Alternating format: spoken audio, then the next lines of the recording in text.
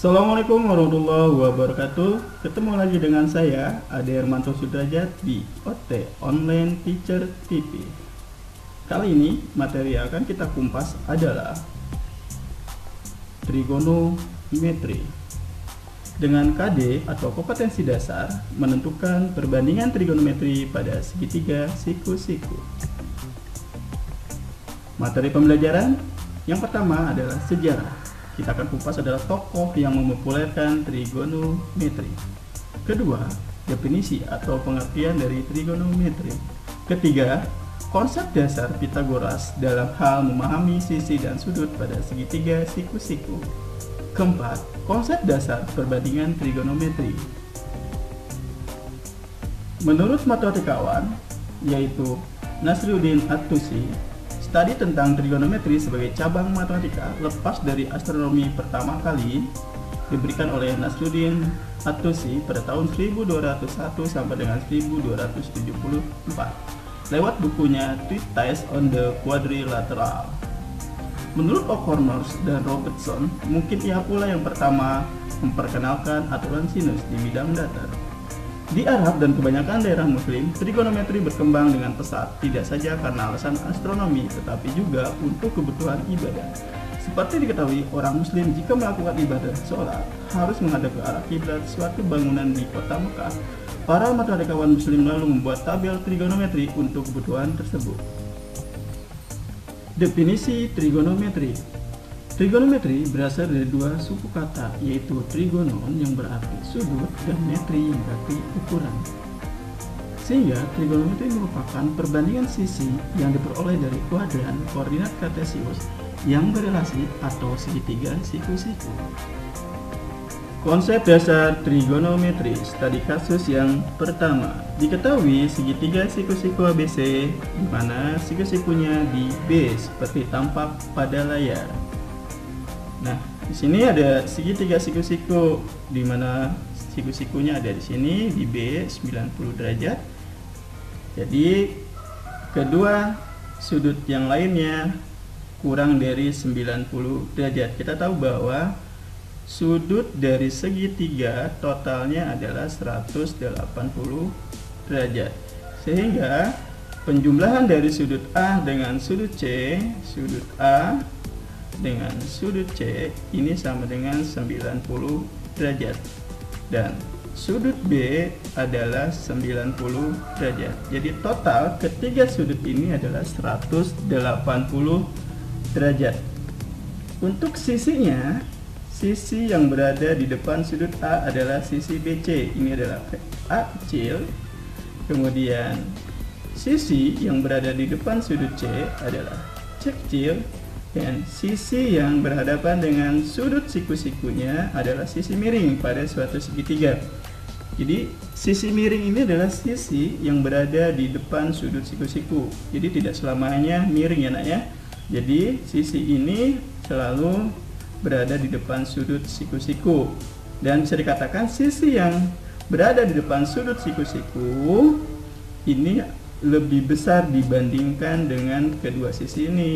Jadi akan lebih panjang dibandingkan sisi A maupun sisi C-nya. Ini adalah B. Berdasarkan konsep Pitagoras yang sudah kalian pelajari waktu SMP, bahwa sisi AC ini akan sama dengan AB kuadrat ditambah dengan BC kuadrat. Atau kesimpulannya, untuk AC akar dari AB kuadrat ditambah BC kuadrat seperti ini. Ini berdasarkan konsep Pitagoras, atau saya tulis sebagai rumus yang di sini B kuadrat sama dengan A kuadrat ditambah C kuadrat. Boleh seperti ini penulisannya. Atau untuk A kuadrat ini akan sama dengan B kuadrat dikurangi C kuadrat. Atau C kuadrat ini akan sama dengan B kuadrat dikurangi A kuadrat. Ini konsep-konsep pada Pitagoras. Oke, tadi kita sudah mengulas bagaimana menentukan konsep dari Pitagoras. Selanjutnya akan saya contohkan bagaimana menerapkan konsep Pitagoras tersebut. Misal, ada segitiga seperti tadi, ini adalah A sama dengan 4 misalkan. Kemudian AB ini adalah C sama dengan 3. Tentukanlah sisi AC ini. Sisi AC ini adalah sisi B, atau bisa dikatakan berdasarkan konsep Pitagoras, sisi B ini adalah sisi yang paling panjang dibandingkan dengan kedua sisi ini. Jadi dia akan lebih besar dibandingkan sisi A dan sisi C.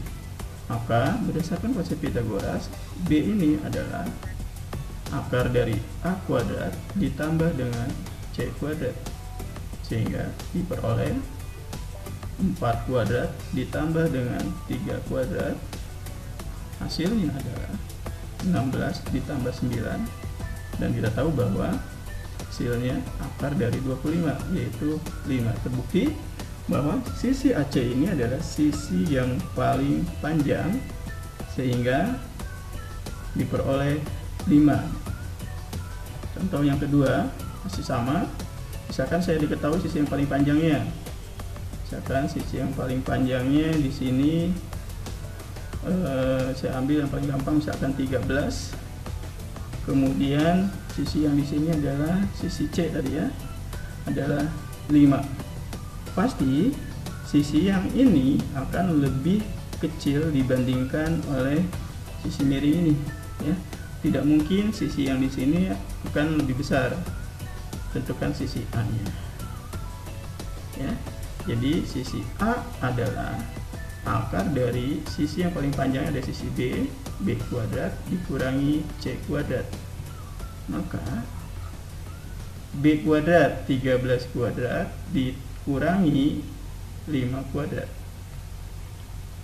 Hasil akhirnya 169 dikurangi 25.